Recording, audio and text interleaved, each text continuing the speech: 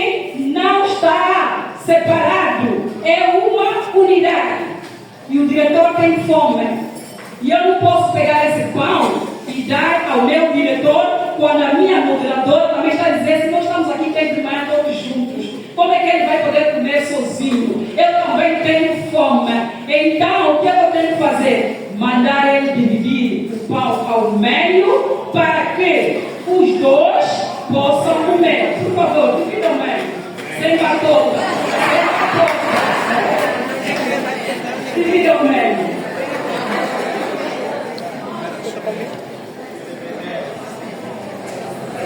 Era um pão sem divisão. Era uma unidade. Mas agora ele dividiu. Está dividido o pão. O pão já não é só um. Agora temos duas metades. E podemos até dividir mais metades. Mas como só são dois, só vamos dividir em dois. E os dois vão poder comer para poder matar a fome. Isso é bom ou não é bom? É bom. A igreja disse que é bom. Come, por favor. Obrigada. Comeram o pão, mataram a fome, porque eles tinham fome. Então esse pão foi dividido por dois. E depois de comer, então vamos ver o que eles agora vão ter. Quando se come, o que acontece? Sede, tem sede. Agora eles querem beber água. Comeram pão, ficaram repletos e agora têm sede. E agora precisam de beber água.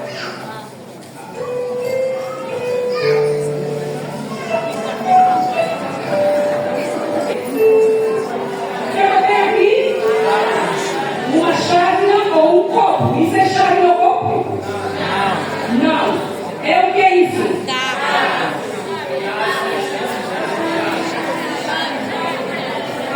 É uma chávena partida. Um copo partido, quebrado. E eles têm sede. Eles querem beber. Já comeram pão. Será que nesse copo eu posso colocar a água e eles beberem? Não podem, não é? Aqui já não podem beber. Não podemos colocar a água e beber. Porque está partido, porque está quebrado, porque está dividido. Obrigado, irmãos.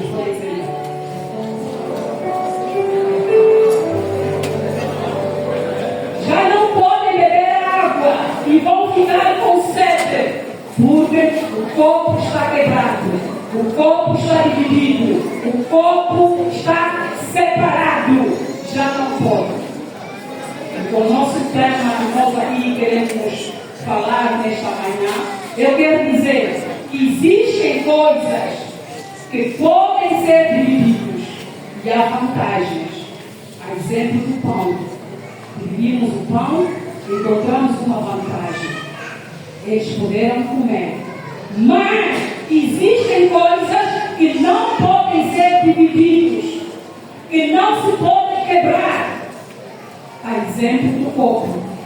O copo não pode ser dividido. Se dividir, já não vamos conseguir beber a água deste copo. E se nós insistirmos, ainda vamos beber cacos. E os cacos vão fazer mal à nossa saúde. Assim é a igreja de Cristo. A igreja de Cristo não se pode dividir. A igreja de Cristo é apenas uma. A igreja de Cristo é um corpo único. Aleluia. Amém. Juventude da IEA, que garante a unidade e a indivisibilidade da IEA. Porque nela existe uma bênção. E não só bênção, mas também porque existe vida para sempre. Aleluia. Amém. Vai dizer o livro de Salmos. Nela bênção, e não há só bênção, mas a vida para sempre. A igreja não pode ser dividida. É preciso olharmos para trás. É preciso olharmos para a igreja primitiva. primitiva era? A igreja primitiva era uma igreja que perseverava na oração. Era uma igreja que havia temor.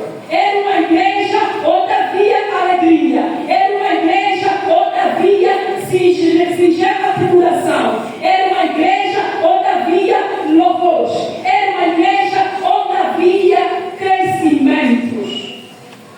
Crescimento em número, crescimento não só em número ou em quantidade, mas também crescimento espiritual.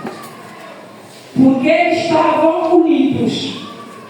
E como havia esta unidade, porque eles eram apenas um corpo, então essa igreja tinha tudo isso. Essa igreja crescia desta forma ou desta maneira. E vamos ver que essa igreja conseguiu beneficiar-se daquilo que era a promessa do Espírito Santo. Vamos ver que essa igreja, quando houve o Pentecostes, essa igreja estavam reunidos. E não só estavam reunidos, mas Jesus Cristo, Ele pediu aos seus discípulos que não dispersassem. Jesus Cristo pediu que não se ausentassem. Jesus Cristo pediu que estivessem lá, todos em Jerusalém, até que fossem revestidos pelo poder. Aleluia! Amém! Amados irmãos, amadas irmãs, nesta manhã, falando de unidade, é preciso olharmos a igreja primitiva. É preciso buscarmos a exemplo da igreja primitiva. Nessa igreja havia milagres, havia prodígios, havia sinais e também a Bíblia nos fala que 3.000 pessoas aceitaram Jesus Cristo e essas 3.000 pessoas foram batizadas.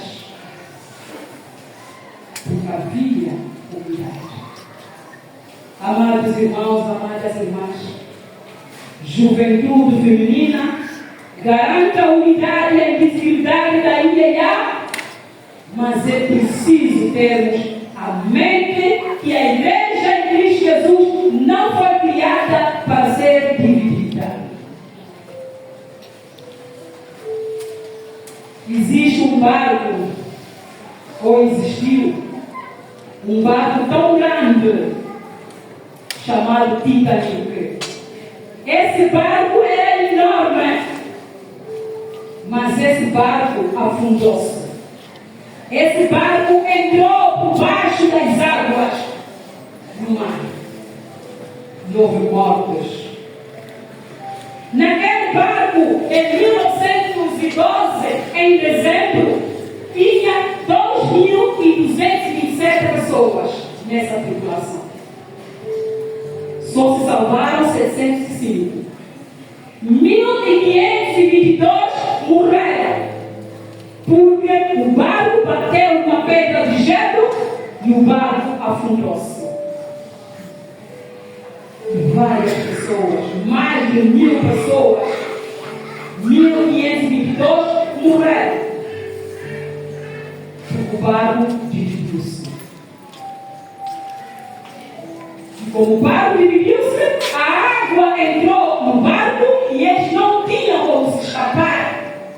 E ali morreram.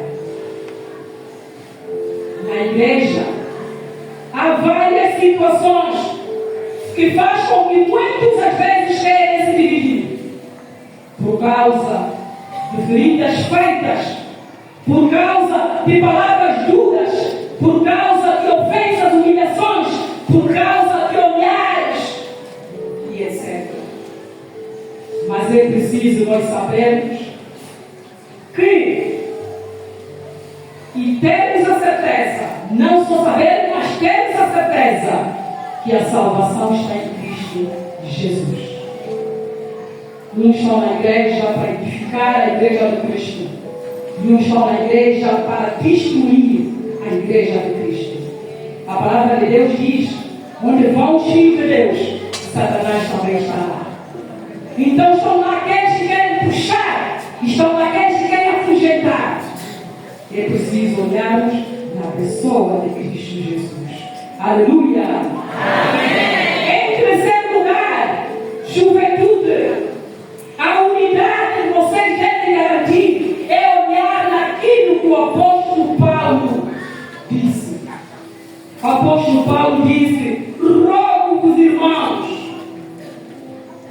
Esta palavra rogo-vos, irmãos, é pedir. Rogar é pedir. O apóstolo Paulo aqui pede. O apóstolo Paulo aqui suplica. Rogo-vos, irmãos, na busca da unidade, na busca de uma igreja unificada, porque as informações que a família depois vai poder dar sobre divisões na igreja, o apóstolo Paulo vai poder pedir, vai poder rogar, vai poder suplicar para que a igreja não tivesse dividida, porque estavam ali a seguir aquilo que era a liderança de quem estavam à frente das igrejas. Havia um grupo que dizia: eu sou de Paulo. Havia outro grupo que dizia: eu sou de Cefas. Havia outro grupo que dizia: eu sou de Cristo. E havia um outro grupo que dizia: eu sou de Apolo. E havia concorrência. Quem é quem? Quem puxa mais? Os de Paulo eram aqueles que eram mais abertos, que enfatizavam aquilo que era salvação. Vamos poder dizer mais abertos, que eles eram liberais.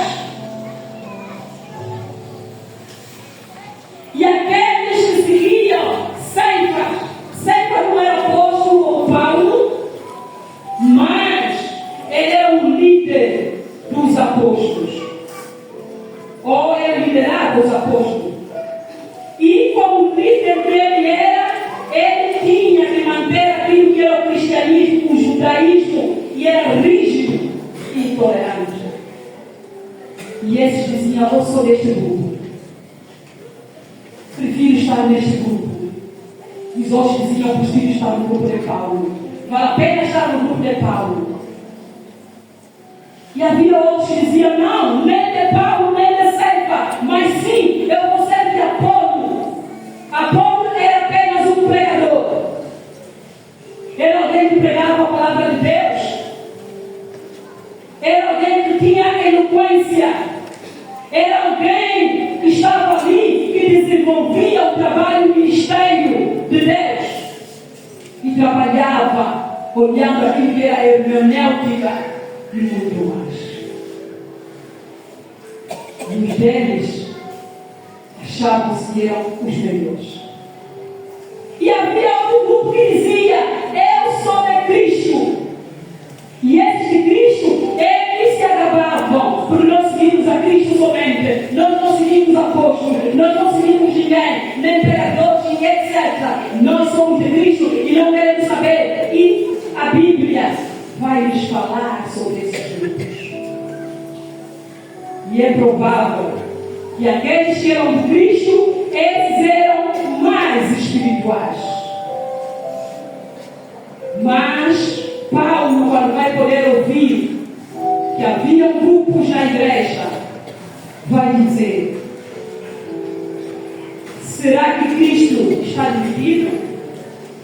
Ele vai dizer que Cristo não está dividido.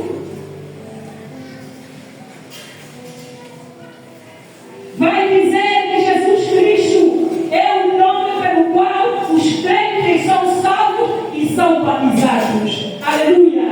Amém.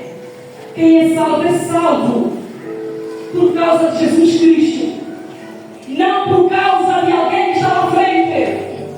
É batizado em nome de Jesus Cristo, não por causa de alguém que está à frente a liderar.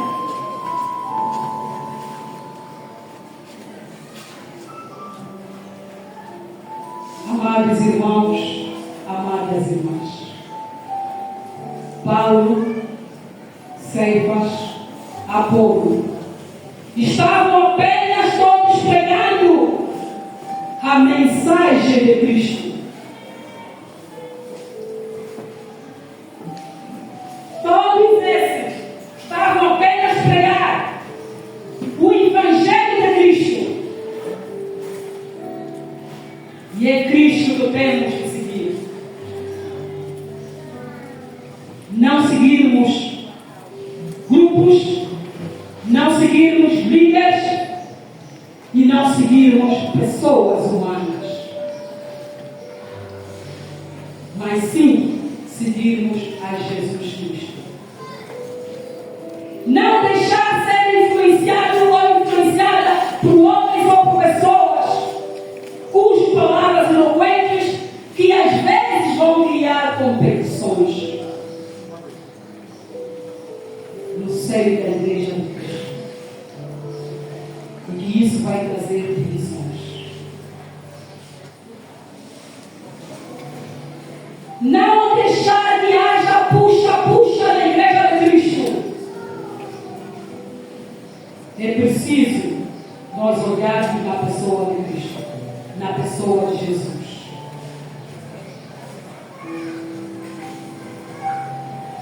A palavra de Deus nos diz: a obra de Cristo na cruz é o que nos salva e nos remide. O que salva é a obra de Cristo, não a obra dos homens.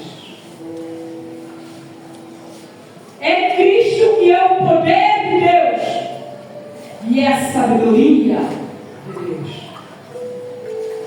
Se nós lermos bem esse versículo que nós acabamos de ler, né, a partir do versículo 10 até 17, nós vamos poder encontrar o que é que a Bíblia aqui vai poder nos dizer. Às vezes nós queremos colocar a nossa sabedoria, a nossa eloquência à frente e deixarmos o nome de Cristo atrás. Fomos chamados, todos nós, com uma missão de podermos evangelizar. É preciso garantirmos esta unidade para que haja aquilo que é a bênção e a vida para sempre. É preciso termos em mente que a igreja de Cristo não foi criada para ser dividida. E é preciso olharmos para Paulo, que orou e rogou, dizendo que Cristo não está dividido. Se nós olharmos para isso, então nós vamos poder termos a igreja igual à igreja primitiva. Se nós não olharmos para isso e segurarmos para isso, então vamos chegar nas divisões que aqui a igreja de Corinto tinha ou então havia. Que Deus possa iluminar cada um de nós, que cada um possa refletir para onde está, o que é que tem feito na igreja de Cristo. Se arruma ou espalha, se busca ou retira. Estamos aqui a falar sobre unidade. Que Deus possa nos abençoar nesta